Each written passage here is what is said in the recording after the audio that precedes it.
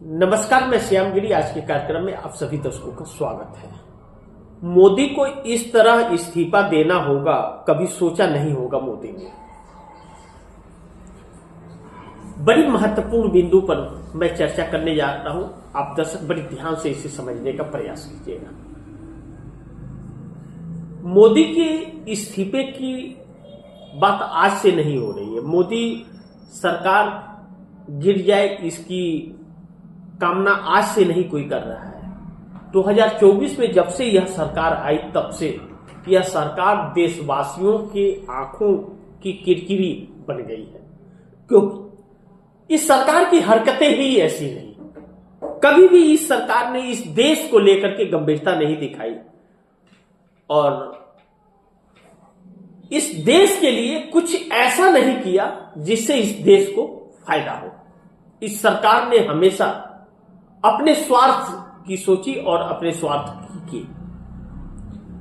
अब चूंकि इस सरकार के पोल पट्टी खुल रहे हैं, सबसे पहली चीज कि चंद्रबाबू नायडू अब मोदी का साथ छोड़ करके और नई सरकार बनाने के लिए 25 सांसदों के जुगाड़ में निकले हुए हैं। दूसरी चीज, नीतीश कुमार हिजाब के मामले में बुरी तरह से एक्सपोज हो गए हैं और उनके इस्तीफे की मांग तेज होने लगी है। लेकिन नीतीश कुमार को बदनाम करके या किसी भी तरह से हटाने की तो साजिश भारतीय जनता पार्टी की थी।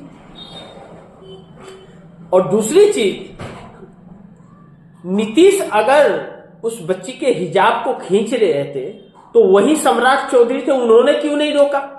बाकी तो मीडिया के सामने जाने से तो रोक लेते हैं, वो लेकर दूसरी जगह चले जाते हैं और लगातार मोदी के साथ बने रहते हैं, नीतीश के साथ। तो उस वक्त उन्होंने बाण क्यों नहीं पकड़ा? यानी कि ये होने दिया गया, यह सारी चीजें होने देने गई, यानी कि एक सोची समझी रणनीति के तहत था। ऐसा नहीं कि उस बच्ची को पता था, बिल्कुल पता नहीं था। और उसी बच्चे के साथ क्यों किया गया? आप लोगों ने कभी आकलन किया? यह एक टारगेटेड था, भारतीय जनता पार्टी की सोची समझे रहते। नहीं तो सम्राट चौधरी ने क्यों नहीं रोका? उनकी हरकतों को देख करके क्यों नहीं रोका? उनके सलाहकारों ने क्यों नहीं रोकी? क्यों होने दिया गया? क्योंकि वह वीडियो फुटेज चाहिए था भारतीय जनता पार्टी को उन्हें बदनाम करने के लिए, इसलिए सब कुछ होने दिया गया और उस 7 सेकंड के क्लिप्स को काट करके वायरल किया गया और उस पर गोदी मीडिया भी लगातार चर्चा कर रही है। बिहार को किसी भी कीमत पर भाजपा कब्जा करना चाहती है और कहीं ऐसा न हो जाए कि नीतीश मोदी की सरकार के लिए घातक साबित हो जाए, क्योंकि बिहार में ही सत्ता परिवर्तन की वह प्लानिंग में है, इसलिए बदनाम करने की कोशिश है। लेकिन किसी कहने पर नीतीश ने किया ऐसा, ऐसी बात भी नहीं है। नीतीश ने यह गलती की है और उसके लिए वह सत्ता में बने रहने के लायक नहीं है। लेकिन ठीक है, बुजुर्ग है और मुख्यमंत्री है, बच्ची है, वह उनकी बेटी की जैसी है, तो अगर चेहरा देखना ही था तो बोल दिए होते, उसको बोल दिए होते कि चेहरा तो दिखा दे। लेकिन यह कौन सी आदत और इच्छा कि लोग किसी धर्म के बच्चे के साथ उसकी संस्कृति से खेला जाए?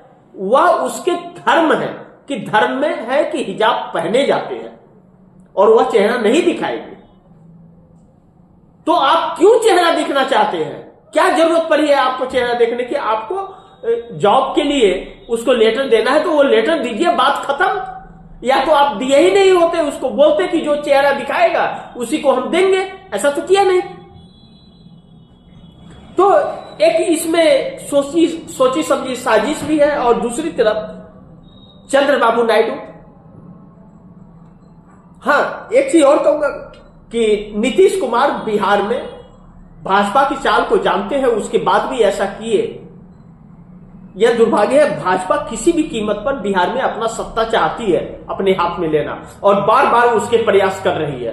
अब यह मुद्दा हाथ लग गया, कितना गर्म होता है यह देखिए। लेकिन दूसरी तरफ चंद्रबाबू नायडू भी इस सरकार को अब गिराना चाहते हैं कहीं ना कहीं, क्योंकि उन्होंने जी राम जी योजना पर समर्थन देने से इंकार कर दिया। चंद्रबाबू नायडू ने उन्होंने कहा मैं तो समर्थन नहीं देता भैया, यह एक बोझ आप हमारे ऊपर थोपोगे, कुछ भी आप ला करके लाद दोगे, हम ऐसा नहीं करेंगे।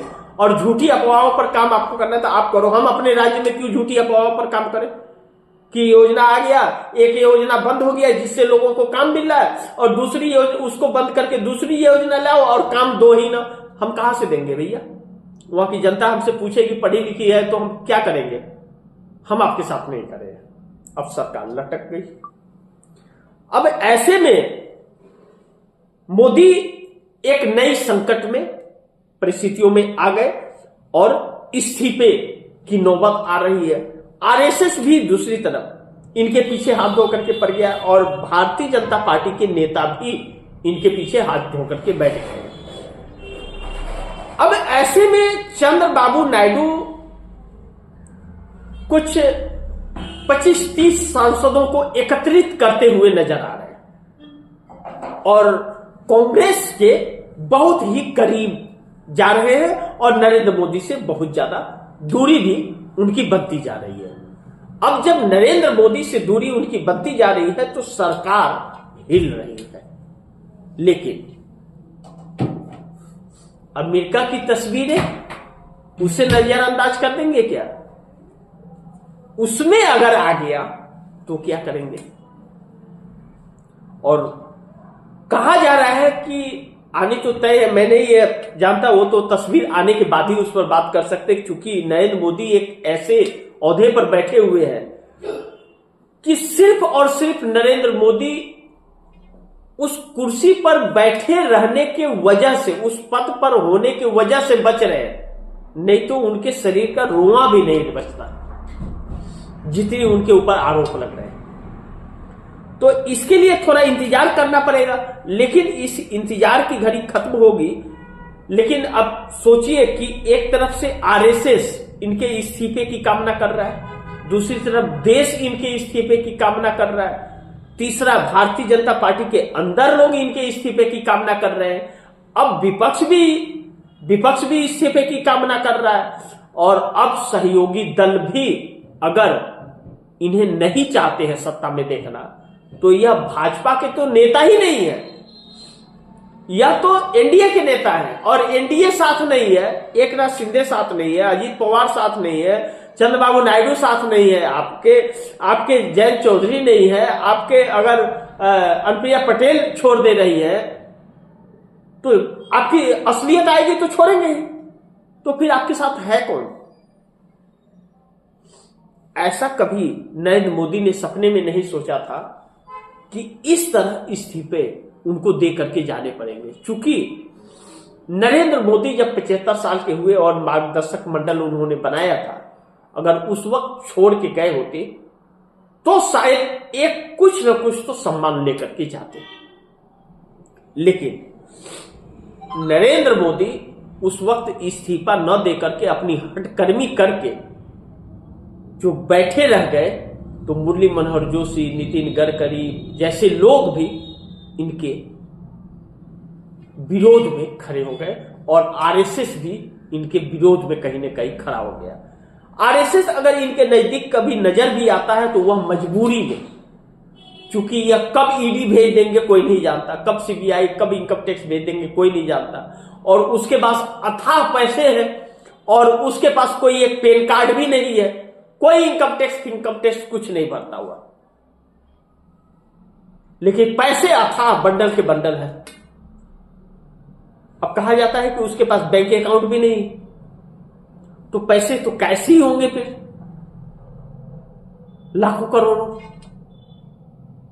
तो यह परिस्थितियां जो बनी है, यह नरेंद्र मोदी से सब दूरी बना रहे हैं और अमेरिका की तस्वीर आने के बाद कौन कहां छिपेगा इसकी कोशिश में लगेगा।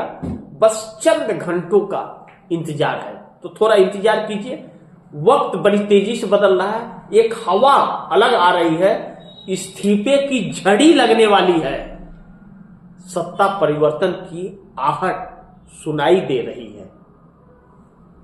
थोड़े से इंतजार का वक्त है। नरेंद्र मोदी के लिए कातिलाना रात और कातिलाना दिन दोनों ही है। बेचैन है सरकार, यानी कि वक्त समाप्त हो रहा है, खेल भी खत्म हो रहा है इस सरकार का। तो इसी के साथ आप दर्शकों से इजाजत चाहूंगा, अगली खबर के साथ फिर हाजिर होऊंगा। लेकिन आप दर्शकों की क्या राय है, क्या सुझाव है, कमेंट बॉक्स में जरूर दीजिएगा। इस खबर को ज्यादा से ज्यादा शेयर कीजिएगा, अपने दोस्तों को भी कहिएगा शेयर करें। आपने अगर चैनल को सब्सक्राइब नहीं किया, सब्सक्राइब कर लीजिए, दोस्तों को भी कहिएगा चैनल को सब्सक्राइब करें। मिलते हैं अगली खबर के साथ, तब तक के लिए नमस्कार।